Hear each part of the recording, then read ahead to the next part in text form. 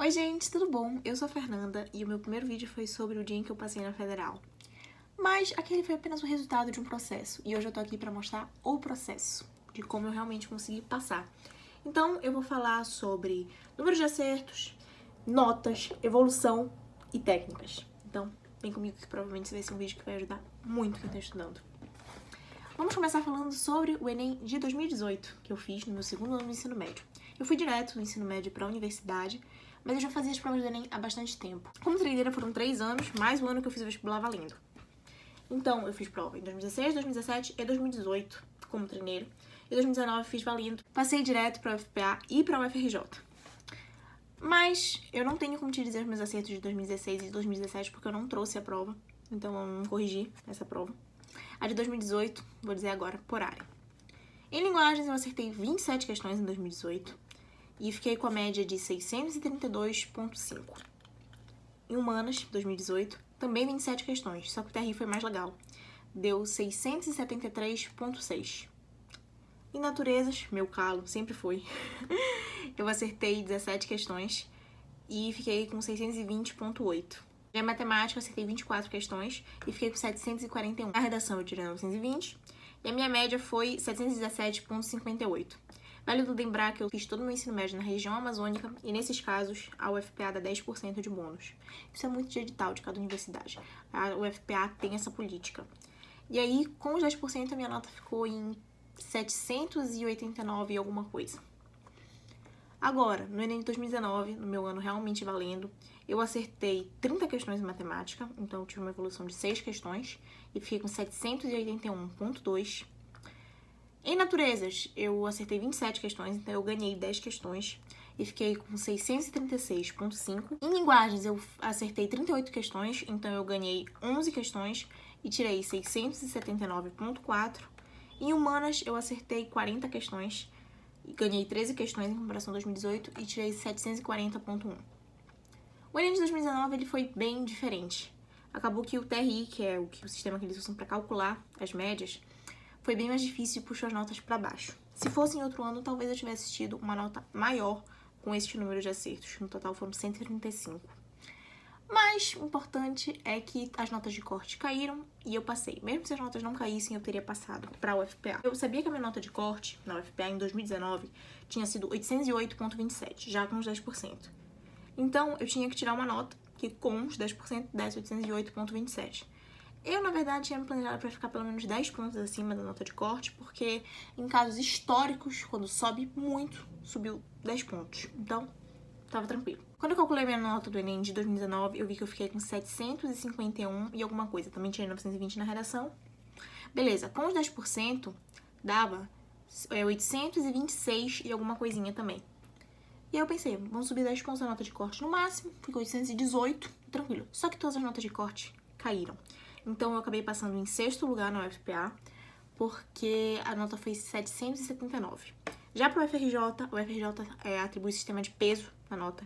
E eu acho bem mais coerente, porque acaba que eles colocam peso 3 para redação, peso 2 para humanas e para linguagens. O que acaba sendo bem legal pra gente, porque é da minha identificação. Eu tenho dificuldade em natureza, tenho dificuldade em biologia e química. Normalmente eu me segurava em física, só que a prova de física do Enem, às vezes, ela extrapola bastante o limite. E eu mandei muito bem em humanas e linguagens, certo? No primeiro dia de prova, que justamente tem essas áreas, 78 questões das 90. Então, a UFRJ foi a minha escolha no SISU justamente porque era onde eu tinha mais chance de passar por causa dos pesos. Passei também na UFRJ. Hora de contar minhas técnicas de evolução. Em 2018 eu já usava o Descomplica, mas eu usava como reforço escolar e seguia o cronograma da escola. Como vestibulanda foi uma besteira, mas como aluna de ensino médio foi maravilhoso acompanhar o cronograma da escola, porque, na verdade, a minha escola dizia que ela dava todo o conteúdo do ensino médio nos 2 anos. Dava mal dado, mas dava realmente uma noçãozinha. E aí, já que eu tinha essa noção, essa base, eu consegui, no meu 3º ano, estudar menos pra escola e mais pro Enem. Porque o que eu tinha aprendido no 1º e 2º ano ajudou. Acabou que eu mudei de escola, na verdade, pro meu último ano. E foi uma escola que dava 2 pontos extras por bimestre, de acordo com o rendimento no simulado. Eu praticamente sempre consegui esses 2 pontos. A única vez que eu não consegui os 2 pontos foi no último bimestre, porque eles me colocaram a prova do fim de semana que antecedia a prova do Enem. Eu tava muito cansada e eu falei, ponto extra, não vou fazer isso não. E aí eu não fiz, foi a única vez que eu não consegui os 2 pontos. Das outras vezes eu fui, fiz a prova e conseguia. Gente, eu fiz muita prova antiga. Muita, muita, muita, muita. Eu fiz todas as provas antigas do Enem, da edição regular. Então eu fiz de 2009 até 2018. O Enem 2019 ainda não tinha acontecido, então não tinha como fazer, né? E eu fiz algumas versões do PPE. Agora que eu usei um site de questão chamado estuda.com. Eu tenho um código de desconto, se vocês quiserem. É study.fe, dá 25% de desconto. Que me ajudava a filtrar por disciplina. Então, eu pegava muita, muita questão. Pra quem é premium, esse é um número de questões ilimitadas. Eles têm um banco enorme. E aí eu consegui estudar muito com isso. As provas antigas, elas também dão o domínio do que mais cai e como cai. Eu, na minha dificuldade de ciência da natureza, tinha a questão que eu não sabia fazer na prova. Mas eu tinha visto tanto o padrão Enem, tinha feito tanta questão Enem, que eu consegui olhar para as alternativas e mesmo sem fazer a questão, eu consegui dizer qual era. Chutei umas 3 questões assim, acertei as 3. Por quê? Eu sabia o padrão Enem. E a questão de fazer prova antiga também faz com que a gente acredite em menos coisa. Não sei porque, mas o pessoal gosta de criar mitos sobre o Enem, né? Tipo, olha, se é uma... Não sei. Se na frase fala de pássaro, as 5 primeiras questões são A. As pessoas gostam de inventar essas coisas, que não fazem, às vezes, o menor sentido. E muitas vezes as pessoas não conhecem a prova e querem falar do que não sabem. Então eu virei a minha própria referência de Enem. Eu sabia o que estava acontecendo com a minha prova, eu sabia meu processo seletivo. E eu acho que essa é a obrigação de todo vestibulando para poder passar, entende? Teve uma vez que eu cheguei com um professor de física e perguntei, professor, a gente estava estudando sobre lente. Professor, tem como o senhor falar sobre aquela lente que muda de cor no escuro? Sabe aquela lente que vai no sol e acaba virando uma lente meio de óculos de sol? O nome dessa lente é Transition. Falei, professor, tem como o senhor explicar como ela funciona? Aí ele falou, não cabe aqui pra gente explicar porque não cai no Enem. Primeiro que se teu aluno tá com dúvida, eu acho que tem que explicar. Isso pra ensino médio, não pra cursinho. Depende, é mais focado pra Enem, mas pra ensino médio é complicado você não tirar a dúvida do aluno. Depois tinha caído exatamente uma questão sobre a lente Transition no Enem de 2014. Aí eu falei, mas professor, caiu na prova de 2014. Aquele silêncio constrangedor que às vezes você se pergunta se você deveria ter questionado alguma coisa. Mas eu não caí nesses papos, entende? Eu sabia fazer prova e eu não vou dizer que eu sou a gênia de humanas nesse mundo, não, mas eu sabia fazer questão de humanas. Tanto que 40 questões em humanas, entendeu? Foi muito sobre criar hábito, identificar. Com o treino eu fui aprendendo. Eu comecei também a planejar revisões, pra não esquecer o que eu tinha estudado. Eu comecei também a organizar as minhas metas, o que eu realmente queria fazer e como eu ia chegar lá. Comecei a me cobrar menos também, porque às vezes essa pressão de... Muitas vezes os cursinhos, principalmente presenciais e escolas, querem que você passe de qualquer jeito e falam, não, tem que passar em primeiro lugar, tem que passar em primeiro lugar. Eu já cheguei a ouvir de professor que, Fernanda, tu tens que fazer medicina, porque tu és boa aluna, tu estudas muito, tu vais aparecer no outdoor da gente. Eu ouvi isso de um professor. E aí eu começava a me cobrar pra passar em primeiro, onde quer que fosse, pra passar em medicina, sendo que eu nem queria medicina. E aí quando eu falei, cara, se eu passar em primeiro, ou se eu passar em último lugar da repescagem, eu vou fazer o mesmo curso. Disciplinas vão ser as mesmas, entende? Então, não adianta, eu comecei a me cobrar menos e falar. Por quê, sabe? Claro que eu queria passar direto. Claro. Com certeza, eu não queria enfrentar mais um ano de cursinho. Mas eu pensava, vestibular tem todo ano. Eu vou ter uma vida pra ser advogada, pra ser juíza, então vou decidir esse cargo. E então, mais 1, 2 anos estudando, tá tudo bem, sabe? É meu sonho. Então, eu acho que eu tenho que estudar, mas eu posso ser mais leve comigo mesma. Me cobrar menos, sabe? E eu pensava muito também de, não, se eu não passar agora, ano que vem não vai ter o ensino médio pra me atrapalhar. Não, eu vou estudar com o Descomplica, eu tenho um carinho imenso com o pessoal do Descomplica. E então eu falava, tudo bem, eu posso tentar de novo. Eu, graças a Deus, não tô precisando passar agora. Queria muito passar, tanto que passei, estudei pra isso. Passei na ampla concorrência, tem gente que sempre pergunta, não, eu não era cotista de nada. Passei na ampla concorrência. E, já que eu falei do Descomplica, eu também tenho que falar do GEP, o Guia do Estudo Perfeito, que é uma disciplina exclusiva do Descomplica que me transformou em concurseira.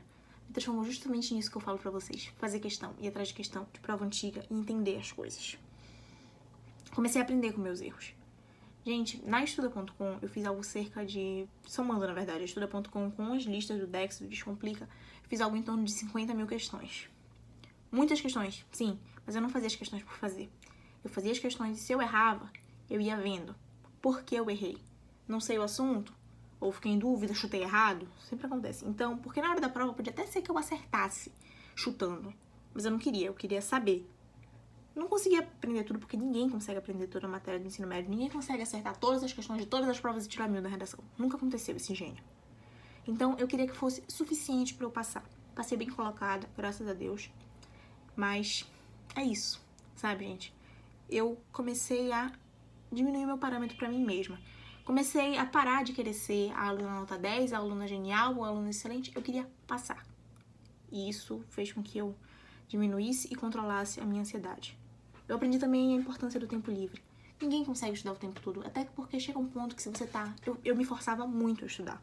Quando eu tava, sabe, exausta. Eu sido submetida àqueles cronogramas desrespeitosos de ensino médio, que muitas vezes te colocam dentro de uma sala, 7h30 da manhã só te tiram 1h30 da tarde. E você, só com um intervalo mínimo, você fica cansado, não é o teu ritmo de estudo. E depois de passar por tudo isso, eu ainda chegava em casa, queria estudar mais até de madrugada. Eu não aguentava, eu não dormia direito, eu não aprendia. Então eu comecei a aplicar o menos é mais, sabe? E respeitar o meu corpo, respeitar os meus limites. O vestibular, ele é difícil, não tô falando pra ninguém fazer corpo mole pra vestibular, porque não, é difícil, é concorrido.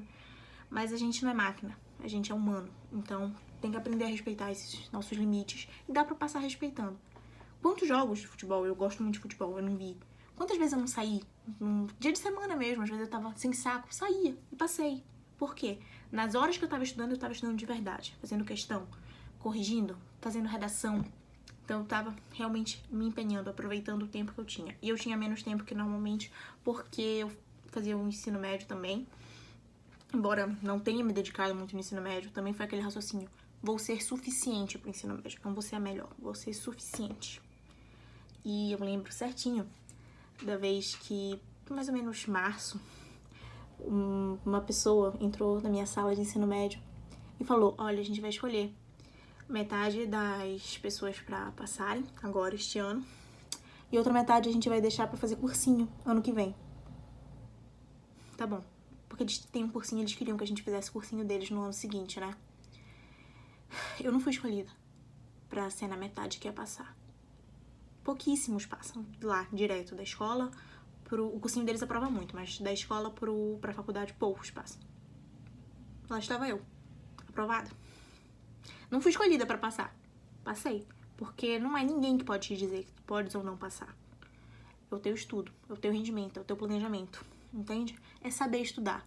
Não vou dizer que eu não tive erros de planejamento durante o ano. Eu só fui começar a estudar de verdade, assim, depois do carnaval. E não foi porque eu tenha começado a estudar depois do carnaval. Não, eu estudava errado até o carnaval. No carnaval alguma coisa me mudou, que eu vi a quantidade de exercício que eu tava acumulando, eu vi que eu era uma mera espectadora de aulas. E isso não dá certo, porque lá na hora, não interessa quanto arcabouço teórico você tem que fazer questão e tem que fazer rápido. Pra fazer questão rápido, repetição. É difícil? É, mas é possível. Tanto que várias pessoas conseguem.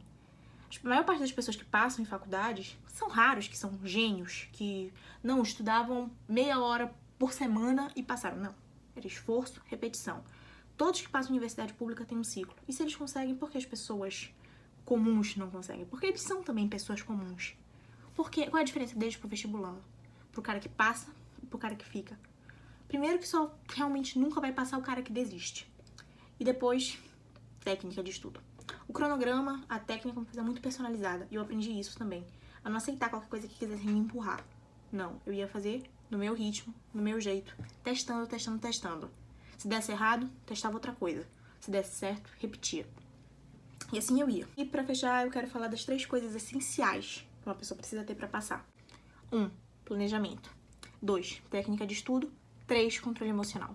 Essas técnicas não são minhas, essas 3, na verdade, esses 3 pilares, não fui eu que inventei, não fui eu que descobri. Foi o Pedro Medula, que é um professor que eu sigo no Instagram.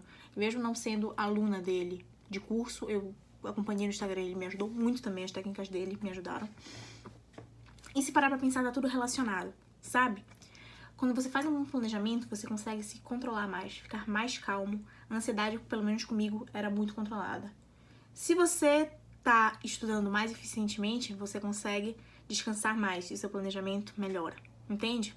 Então, trabalhando, as minhas técnicas foram, principalmente, ver aula, mas ver as aulas certas, não ter excesso de material, seguir um cronograma realmente justo, e eu via a aula sempre na velocidade 2, porque poupava mais tempo.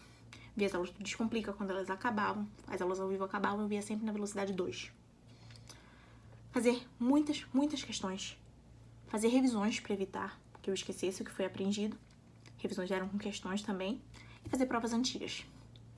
Então, acho que aqui estão os meus segredos de aprovação.